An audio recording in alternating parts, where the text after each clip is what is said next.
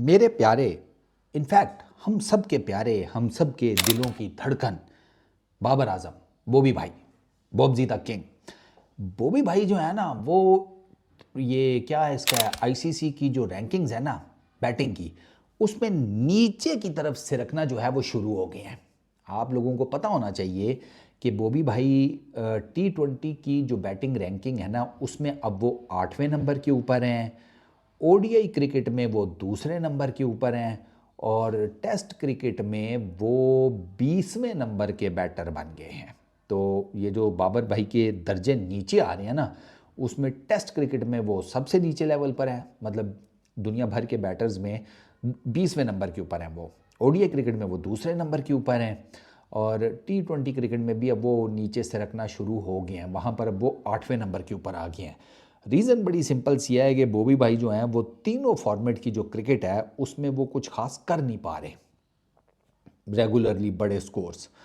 अब बॉबी भाई की ओडीआई में जो लास्ट 100 है वो वो आई थी वो 2023 का जो एशिया कप था उसमें नेपाल के अगेंस्ट। अच्छा, बॉबी भाई की टेस्ट में सेंचुरी वो भी कहीं 2021-22 में है लास्ट, और T20 में भी कोई इसी तरह उन्हीं ज़मानों में है। तो बॉबी भाई का जो पिछला कोई काफ़ी टाइम है ना, कोई 2-2.5 साल मोटा मोटा हिसाब लगाया जाए, तो वो बॉबी भाई के को साफ चल नहीं रहे इन टर्म्स ऑफ परफॉर्मेंसेस।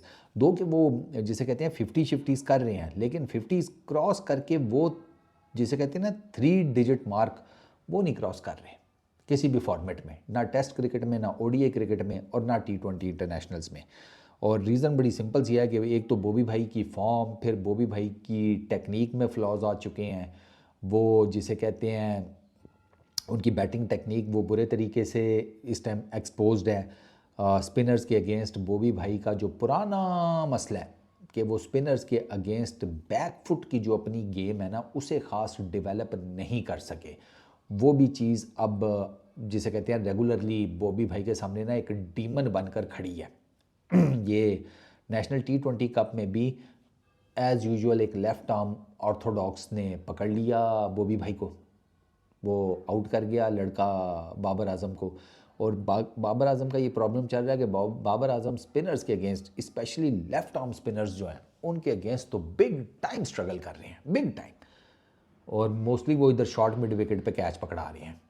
आपने देखा ही होगा इन रिसेंट टाइम्स वो शॉर्ट मिड विकेट के ऊपर कैच पकड़ा रहे हैं या एलबीडब्ल्यू भी हो जाते हैं।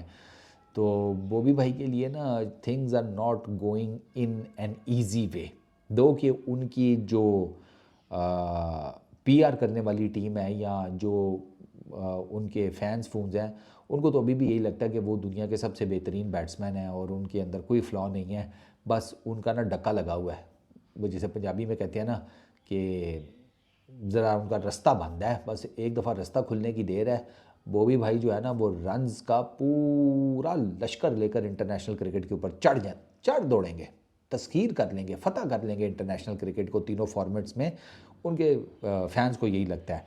लेकिन मैं उनके फैंस को हमेशा एक बात साफ बताता हूँ कि मौजूदा जो बाबर आजम के बैटिंग फ्लॉज है ना उसके साथ ये मुश्किल हो जाएगा, क्योंकि उसके साथ बॉबी भाई के जो रन्स है ना, तो बॉबी भाई अगर इस तरफ मार्च कर रहे हैं ना इंटरनेशनल क्रिकेट को फतह करने के लिए, तो जो बॉबी भाई के रन्स है ना उन्होंने पीछे की तरफ भागना शुरू कर देना है, क्योंकि इस बैटिंग फ्लॉज के साथ बॉबी भाई लंबा कर नहीं पाएंगे। इंटरनेशनल क्रिकेट बहुत टफ है, बहुत टफ। वहाँ पर आप नहीं सर्वाइव कर पाते कि जब आपकी ये फ्रंट लेग जो है ये आहिस्ता आहिस्ता बाहर को सिरक रही हो, ठीक है, ये जो आपकी पिछली टांग है ये ऑफ स्टम्प की तरफ आ रही हो, समझ रहे हैं ना आप, चलते फिरते एलबीडब्ल्यू का केस बन रहे हैं आपके, आपकी ये टांग इधर निकल गई है, ये पिछली टांग स्टम्प्स के सामने आ गई है, यहाँ लगी तो क्या होगा, एलबीडब्ल्यू, और क्या होगा, और बचा होगा है, मुंडा होगा, क्या होगा, एलबीडब्ल्यू होंगे। फिर जब आप खेलने जाते हैं फ्रंट फुट को यहाँ से वापस लाकर इस तरह मूव करने में, तो वहाँ पर भी आपके बैट और आपके पैड में ठीक ठाक किस्म का गैप क्रिएट हो रहा है। आपका ये जो शोल्डर है बॉबी भाई का वो नीचे को ढलक रहा है। बाबर आजम का सर भी थोड़ा सा आप देखें टिल्टेड आपको फील होता है, ठीक है, अप राइट बिल्कुल वो यूँ नहीं है, स्ट्रेट यूँ नहीं वो खेले, वो थोड़ा सा ज़रा आपको एक झुकाव उनके नज़र आता है। वो बिल्कुल थोड़ी के नीचे कहते हैं कि आपने बॉल को हिट करना होता है अपने बैट से, 90 डिग्री का एंगल बनना चाहिए, वो थोड़ी के नीचे नहीं बॉल को हिट कर पा रहे। तो there are so many things to talk about, ठीक है, अगर उन्हें off side the off stump एक फुलर लेंथ गेंद मिल जाए तो बाबर आजम उसके ऊपर ड्राइव भी मार लेते हैं, थोड़ा पीछे लेंथ बॉल हो तो कट भी बड़ा अच्छा मार लेते हैं।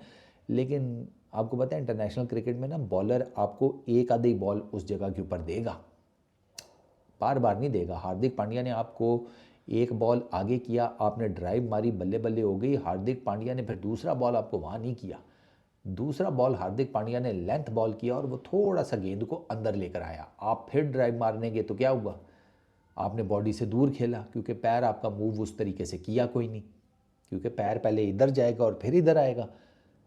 पैर को यहाँ से यूँ जाना चाहिए ना towards the line of the ball, लेकिन आपका पैर अगर यूँ जाकर यूँ जा रहा है तो वो कभी भी एग्जैक्ट उस जगह पर नहीं आ पाएगा कि जहाँ पर आपका बैट और पैड एक साथ हो और आप कोई शॉट खेलें। एज निकला, बॉबी भाई कॉट भी हो गए, सिंपल इज़ दैट। तो बॉबी भाई के अगर उनके फैंस चाहते हैं कि वो दोबारा से परफॉर्म करें तो बॉबी भाई से दरख्वास्त करें कि वो जो उनके बैटिंग में फ्लॉज आए हुए हैं वो कोई अच्छा कोच पकड़ कर ना, गोरा या किसी गोरे की एकेडमी में जाकर वो अपना ये टेक्निकल फॉल्ट दूर करें, अपना माइंडसेट क्लियर करें। एक क्लियर माइंडसेट के साथ एक बेहतर बैटिंग टेक्निक के साथ अगर वो क्रिकेट खेलेंगे तो मेरा ख्याल है कि वो ज़्यादा अच्छी प्रॉपर क्रिकेट खेल पाएंगे। वरना फिर बॉबी भाई का यही चलता रहेगा जिस तरीके से अभी आप उनको देख रहे हैं कि कोई पिच अच्छी मिल गई जहाँ पर गेंद बहुत कुछ आगे पीछे ना हो रहा हुआ तो वहाँ पर बॉबी भाई जो है वो मतलब इन वे कि फटा विकेट्स के ऊपर वो शायद थोड़े बहुत रन कर जाएं, वो जिसे कहते हैं टफ़ कंडीशंस ना हो बैटर्स के लिए, वहाँ पर रन्स कर जाएं। लेकिन जहाँ पर भी हल्की फुल्की गेंद ने डांस किया वहाँ फिर बॉबी भाई भी आपको ना जिंगल आला करते हुए नज़र आएंगे। बाकी हमारी तरफ से तो मशवरा ही दिया जा सकता है, मानना है तो मान लें, नहीं मानना तो भी आपकी मर्ज़ी। इस वीडियो में इतने ही, अपना बहुत ख्याल रखना, नेक्स्ट वीडियो में मुलाकात होगी। Peace out.